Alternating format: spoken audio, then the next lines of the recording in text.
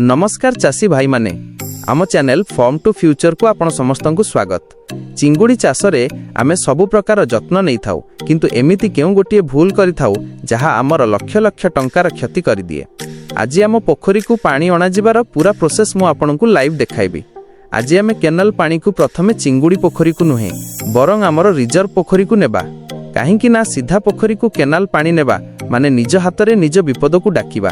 एही रिजर्व पोखरीर महत्व कौन आउ यह कहीं एते जरूरी मु वीडियो भितर गोटे गोटे करी बुझाइबी।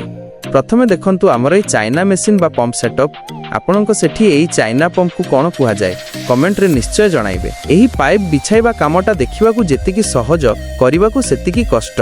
पाइप बिछाइला बेले आमे रास्ता खोली को माटी तळे पोतीछु जेमिति आम पोखरी हुड़ा देई ट्रैक्टर किंबा बोलेरो जिबा आसीबा कले आमर एही महंगा पाइप फाटिबो नाही। निज चाष सहित गाँ लोकंक सुविधा को देखिबा भी निहाती जरूरी कारण एही साधारण रास्ता देई समस्ते निज निज जमी को काम करने को जाती से लोकंक पई रास्ता सफा छाड़िबा आमर कर्तव्य। आज रे पानी बहुत कम अच्छी कारण आम आगरे जो पोखरी बाला अछंती सेमाने सबु पानी आग टाणी नेउछंती। आम पोखरी पूरा लास्ट रे थिबारु पूर्वरु आमको टोपे भी पानी मिलु नथिला सेथिपाई आमे आमर मेसिन लोकेशन चेंज करी सीधा नदी पाखरु आसुथिबा केनाल कड़कू पलाई आसीचु जेउठी आम आगरे आउ कोनोसी पंप बसा जाय नाही। एबे पानी पूरा आमर एबे आमे एही धळा रंगर डेलीवरी पाइप व्यवहार करी पानी को रिजर्व पोखरी आडकू नेउछु। आपणको सेठी एहाकू कोन कुहंती कमेंट रे निश्चय लिखिबे।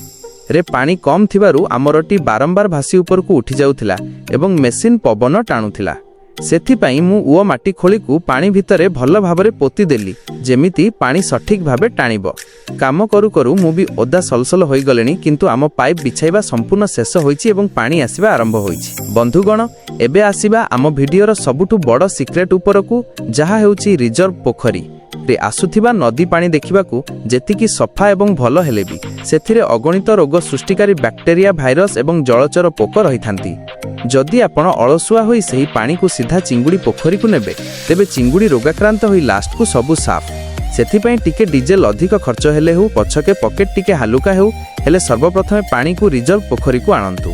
सेठारे ब्लीचिंग पाउडर पकाई पानी को प्रथमे भल भाबे शोधन बा सैनिटाइज करंतु तापरे जाई ताकू मेन चिंगुड़ी पोखरी को छाड़ंतु। एठारे जो खालुआ जगह अच्छी सेठारे पाइप प्रेशर रे स्लीप न हेबा पई आमे छोट छोट कंटा बा खुंटी पिटी जाम करि देइछु। मेसिन चलिबा पूर्वरु आउ गोटे बहुत जरूरी कथा सर्वदा मोबिल एवं डीजेल चेक करंतु।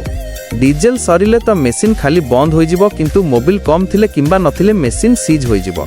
तापरे मेकानिक को डाकी हजार हजार टंका गणिबा को पड़िबो खाली पॉकेट गरम हेबो। आम मेसिन तो चालू होई गला एबे आपण एही सुंदर प्रकृति एवं सूर्यास्तर दृश्य उपभोग करंतु।